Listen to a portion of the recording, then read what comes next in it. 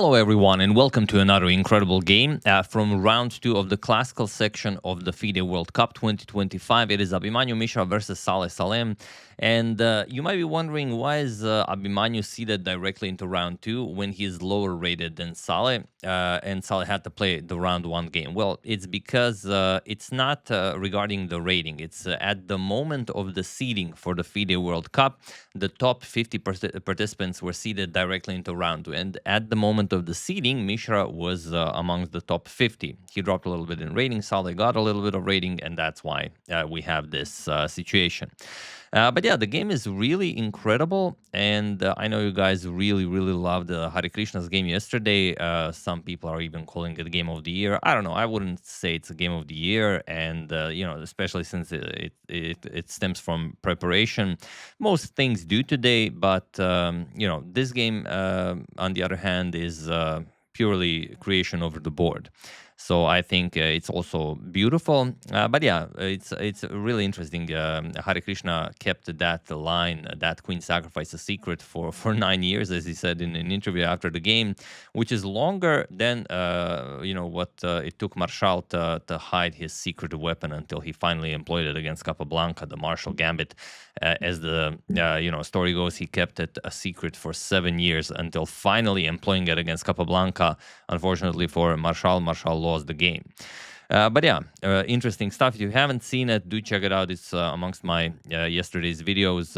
Hare Krishna's game, definitely a beauty, one to talk about for years to come.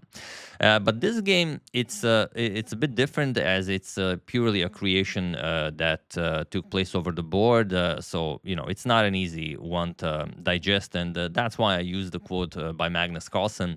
I don't think he said it with these exact same words. I can't find the quote, but I remember him saying it. He said, "If your opponent plays brilliantly, that is no excuse for you to lose the game."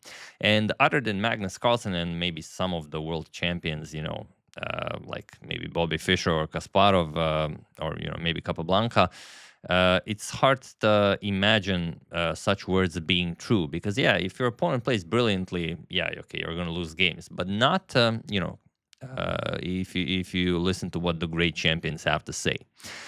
So let's check it out. Abhimanyu with white opens with pawn to d4. We have knight f6, pawn to c4, and g6, opting for a King's Indian defense, which is met with knight c3, the most usual customer, g3, knight f3, or pawn to f3. This is the sort of Alekhin's anti-Grunfeld variation, where you are, will have additional support for e4. But okay, we have pawn to c5, bishop g7, again, more common, but c5 very much played, sort of going into some sort of a Benoni type structure with a pawn on f3.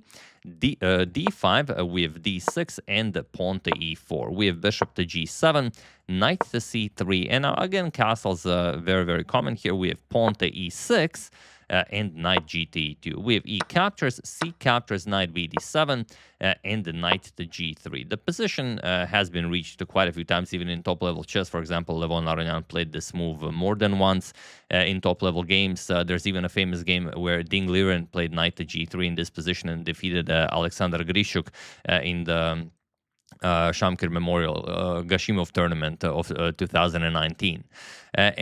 Okay, we have pawn to h5, preparing to kick away the knight with pawn to h4, bishop to e2, and now, interestingly, knight to h7 is the move that was played mostly here. But here we have pawn to h4, knight f1, and there is a game where knight to h5 was played. Katerina Lachno played it in one game, and it's not the best move, as it can easily be countered with pawn to g4, which forces the opening of the h-file, which is very good for white. But here we have pawn to a6 by Saleh Salem, and it is now, as of move 11, that we have a completely new game. Okay, pawn to a4, you want to stop that pawn to b5, and what I like also about this game is their usage of time. Here, Saleh Salem plays rook to b8. As you can see, he's still about an hour and 30 minutes on the clock, but Mishra an hour and 33 minutes. And look at this, pawn to a5. This is the first move where Abhimanyu spent some time. He spent 10 minutes on this move, which tells us that it's safe to assume that he's out of prep. Let's see what it takes Saleh Salem for his next move. He castles kingside, burns 5 minutes of his clock, so we could say We don't know for sure. Maybe he's recollecting, but, It's around this point that he's going out of theory. And g4, another 10 minutes for Mishra. To execute this, we have pawn to b5. Now a 10-minute thing from Saleh. And I think it's now safe to assume that we are definitely out of opening preparation. And, okay, what's the idea here? Well, you're inviting a captures on b6 en passant, because if you don't do this, then this creation of this monstrosity of a pawn chain on the queen side will be too much for white to handle. So you have to do it. A captures on b6 en passant, and now not the immediate recapture, as you can capture with the rook, with the queen, and with the knight, but pawn to c4. If you ever played the Benoni, you know that such a pawn sacrifice is not uncommon, freeing up the c5 square for the knight, but also it's not easy to capture it. Interestingly, here it's the engine's favorite, because after bishop captures, okay, queen captures, white will have some problems castling. But if you're, not weirded out by playing the entire game with your king in the center of the board, then it's perfectly fine, and you do have a very, very strong center. But you have to worry about all sorts of sacrifices, knight sacrificing on e5, on e4, on d5, on g4. So it's a very, very rich game. Full of possibilities. But after c4, we have bishop to e3. Abhimanyu says, well, I'm not going to allow queen captures on b6. You're welcome to recapture with the knight, but I'm going to play, let's say, king f2, bring the knight at d2, capture on c4, bring the rook into the game, and so on. But Saleh says, no, you're not. Rook captures on b6. And this is where the game really starts. How do you reply to this? Mishra, already below an hour on the clock, is faced with a difficult decision. Do you capture that rook? Well, let's see what happens, because it's a line that must be explored. If captures, you don't really have the option of capturing on c4, as your b2 pawn is saying as well. So you have to defend it. Queen d2, and now comes rook e8. Okay. How do you continue? Let's say you play bishop captures on c4 now, the knight comes to c5, and it's very, very difficult to make a move here for white. To give you an example, let's say you go knight e3, all of a sudden knight captures on e4. F captures, bishop to h6, and white resigns. There's no way to defend. Even if you go knight d1, which looks like it holds for one more move, it looks like that because that's exactly what it does. Knight captures, you pile up on that knight on e3, and now white will just resign. So it's a very delicate position, and one that, where anyone could spend an enormous amount of time just trying to calculate it. So rook to a2. Okay, you add a defender to the b2 pawn. You have to choose between rook b1 and rook a2. Rook a2 does make more sense, as it keeps the rook more active. Knight e5 now.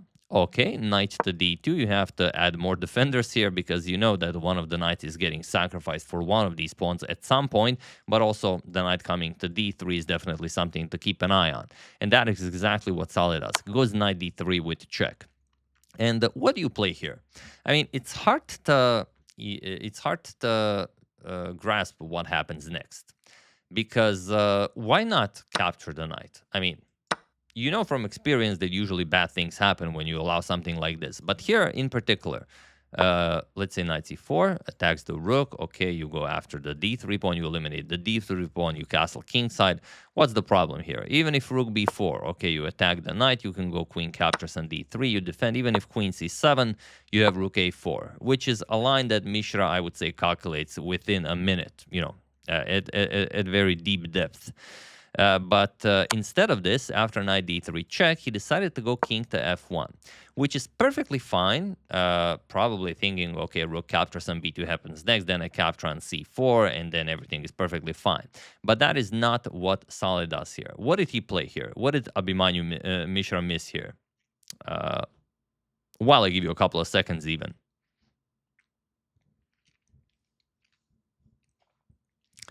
Yes, he missed one of the sacrifices, but which one? Knight captures on g4.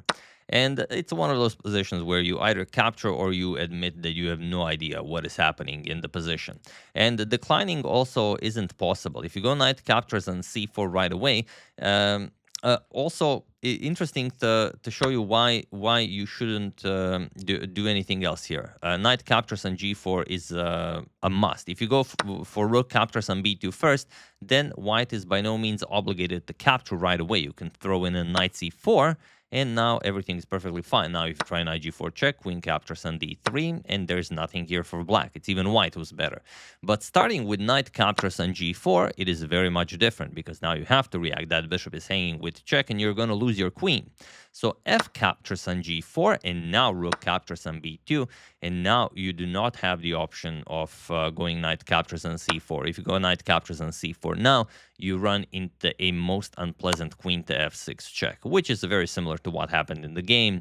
But yeah, for example, king to g2, you're going to see knight to f4 check, bishop captures, h3 check, crucial move if you want to win this game.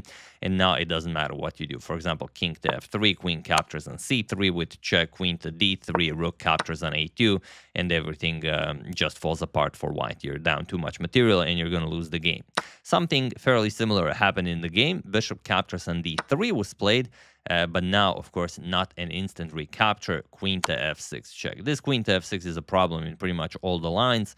Knight f3, queen captures on c3, and now rook captures on b2, queen captures on b2. And this is the position the bishop is attacked. What do you do? Probably most resilient is to just play bishop back to c2. But I mean, leaving a passed pawn on c4 where there's also a passed a pawn doesn't look like something you can survive. Even bishop captures on g4 looks deadly. King f2, rook to b8 just looks terrible, dreadful. So after queen captures on b2, bishop captures on c4 was played. Okay, you eliminated one of the passed pawns. Now you either survive or it's game over. Bishop captures on g4, pawn to h3, attacking, and bishop captures on f3. We have queen captures, and now again, very important how you continue. You could start pushing the pawn, but the king is wide in the open. Let's get another attacker into the game. Rook to c8, and now bishop back to d3. And it's still incredibly important how you treat this position. One wrong move, and Mishra is back in the game. So what do you play here? There's only one way to win the game. While I give you a couple of seconds, solve the position.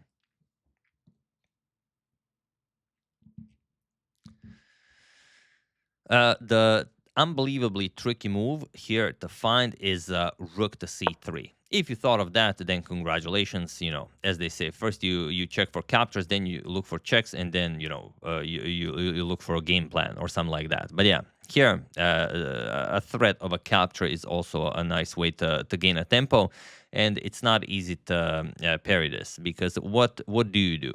And yeah, you could, like I said, you could play pawn to a5, but then it's not gonna be the same. For example, queen f2, and the white is back in the game. Whatever you do, let's say queen a1 check, king to g2, queen to a3. You're gonna play bishop to b5, and not a lot for black to try here. For example, rook c3. Okay, you go after the bishop. All of a sudden, bishop e8, and there's no way for you to win this. Yes, you will win material. Rook captures, but bishop captures on f7, king h7, queen captures on h4, and now after bishop to h6, you can even give up your bishop, and you have a perpetual here. Queen g4, you have control of f5, e6, and you will just be checking the black king to eternity, or you know, as they do in chess, for the next 3 repetitions. So after bishop d3, rook c3, the move you guys found, only way to win the game, and that's pretty much it. The point is that if the bishop moves, then you have bishop d4, and you win. Or there's no way to defend that bishop. Even if you capture and pin the rook, rook captures on f3 comes with check. So yeah, it's going to be a very easy win for black. You just push the passed pawn and win. So after rook c3, queen to d1 was played, defending the bishop, and now rook a3, preparing rook a1, and that will win the queen, or, you know, material, and then the queen. So queen e2, offering a queen trade, and now queen to c3, played with surgical precision here, or as they say in chess, with engine-like precision. Now you're losing either this bishop or this bishop, whichever one you prefer. Both will cost you the game. King f2, we have queen captures on d3, queen captures and rook captures. And okay, you don't get checkmated, but you now have a bishop endgame. The bishops are of the same color, and you are down 2 pawns. So it's merely a matter of advancing a pawn to victory, maybe creating a second weakness, and then, you know, finishing the job. So rook to b1 was played, bishop to e5, and rook to b6. Okay, Mishra finding some counterplay, but this pawn is defended. Rook a3 defends this pawn. Really not a weakness for you to hone in on. King to e2, we have pawn to a5, rook to a6, putting the rook behind the passed pawn. pawn to a4, we have king f2, king to g7, and the rook a7. We have pawn to g5, trying to give up this pawn to pick up the h3 pawn, rook to a8, and now pawn to g4, giving up the g pawn to start pushing the h pawn. And there's really no way to stop this. We have captures h3, rook to c8, and rook to b3, preparing to push the a pawn as well. Rook to c2, and now pawn to h2. We have rook to c1, pawn to a3, and he was in this position on move 42 that Abhimanyu Mishra resigned the game, as there is nothing more to be done here. So tough break for the youngest ever world grandmaster. Abhimanyu Mishra is eliminated in the first round that he plays. Like I said, he was seeded directly into round 2, which means that his opponent is already, experienced. He already got used to the climate in Goa, and yeah, maybe that's what the problem for Abhimanyu was here. But other than that, Saleh just played a brilliant game with black. He absolutely crushed him in that rook captures on b6, started an avalanche of brilliant moves that, I mean, what do you think about the Magnus quote now? Is it okay to lose a game like this if your opponent plays like this brilliantly with the black pieces? You know, some would say yes, Magnus says no, but yeah, he's Magnus. And here you resign because after king g2, pawn to a2, there's nothing. Rook b1 is coming. If you move the king, then again, a rook to b1, there's no way, nothing you can do here. So just crushing game where, you know, basically out of the opening here after this bishop to e3 move, rook captures on b6. And I don't know, that's why I preferred this game to the Hari game, because all of these moves were calculated, not a preparation waiting in the back of a pocket for 9 years. But as a story, I do like it. I do love the game. Don't get me wrong. I just prefer creation over the board than just preparation. So yeah, but yeah, if you haven't seen it, do check it out. I'm sure you guys will love the Hare Krishna game. And also, I would just like to show you the results of some other games from round 2. So Gukesh defeated Kazibek Nogerbek in classical, so Gukesh seeded into round 3. Edis Gurel lost to Frederick Svane, so it will be Gukesh versus Svane. We're still waiting for Shan Sargsyan versus Jorge Kori, Mustafa Yilmaz and Bu Jiangzi. Also, we are waiting for that matchup. This is still being played today, as today the tiebreaks are being played. Yuan Yi versus Felix Bloberga, Narayanan Lina, Nikita Vityugov also brawling it out today. Nicolas Teodoro, Alexander Ijic also will brawl it out today. Javokir Sindarov eliminated Nikita Petrov, so Javokir Sindarov is waiting for his opponent, Nicolas or Alexander. Shahriar Mamedjarov is playing against Gargeli Kantor also today. Etienne Bacron, Nils Grandelius will also brawl it out today. Pentala is waiting in round 3 for his opponent, either Grigori Opanin or Daniel Dartha. Jordan eliminated Alisher Suleimanov, so he will face Alexis Sarana, who eliminated Cristobal Enriquez. Jose Martinez and Velimir Ivic will also brawl it out today, as will Nodirbek Abdusatov and Denis Makinov. Wesley So got eliminated by Titas Tremavicius. I've shown the game yesterday. Spectacular game, spectacular finish. Wesley finally surviving that end game and then resigning in an equal position. But not all positions are equal, as they say. So if you haven't seen it, also check it out. One of my videos from yesterday. Aryan Tari brawling it out today with Pranav. Van versus Inyan. Also Van won in the classical section, so he will face Nodirbek Yakubev, who eliminated Nicolas Hushembet. Awonder Liang eliminated Max Varmerdam in classical, so he's waiting for his opponent, whether Rasmus Svane or Rauf Mamedov. Maxim Rochne and Gabriel Sargisyan will brawl it out today. Dipte Angosh eliminated Jan Nepomniachtchi in classical. So that is, absolutely spectacular. It's not that great of a game. It is for Diptan, of course, as he eliminated Nepo. But I could also show that one if you guys want.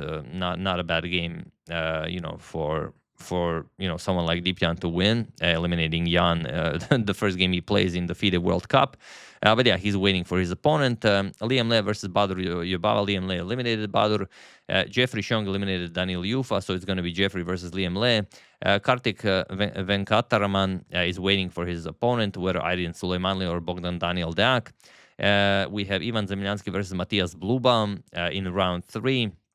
Also, we have Alexander Donchenko versus Anish Giri. Anish Giri eliminated international master Bojan Maksimovic, and Donchenko eliminated David Anton. Pragnananda is brawling it out today with Temur Kuibokarov, and Robert Hovhannisyan eliminated Raunak Sadvani. Georg Mayer eliminated Volodar Murzin. He's waiting for his opponent, whether by Jinchi or Daniil Dubov. Vidit Gujarati and Faustino Oro will be brawling it out today. Pretty incredible stuff by young Faustino, eliminating Ante Brkic in round 1 and now holding Vidit to a drawing classical. We're expecting great things from Faustino, but this is already beyond anyone's expectation, I would say. If he eliminates Vidit, then facing Sam Shankland, I mean, if you can eliminate Vidit, you can eliminate Sam Shankland, then, sky's the limit for Faustino. But yeah, Sam eliminated the great Vasil Ivanchuk. Wasn't Vasil's tournament, but few are at this point. He still shows up. He sometimes has a brilliant day or maybe even a week. But having a brilliant event is, maybe a different story at his age. Yauskan Erdomush eliminated Shishu Wang, also in classical, so he will face Richard Rapport, who eliminated Luis Paulo Supi. MBL is waiting for his opponent, whether Haik Martirosyan or Vladislav Artemiev. David Navara lost to Alexei Grebnev, who is waiting for his opponent, be it Nihal Sarin or Stamatis Kouroukulos Arditis. No, never heard of this gentleman, but obviously, we will hear more from him. Andrei Sipenko defeated Nijat Abbasov, so he's waiting either for Puya Idani or Murli Kartikian. Dmitry Kolars and Pranesh will be brawling it out today. Vincent Keimer eliminated Vladislav Kovalev, defeated him 2 games in classical.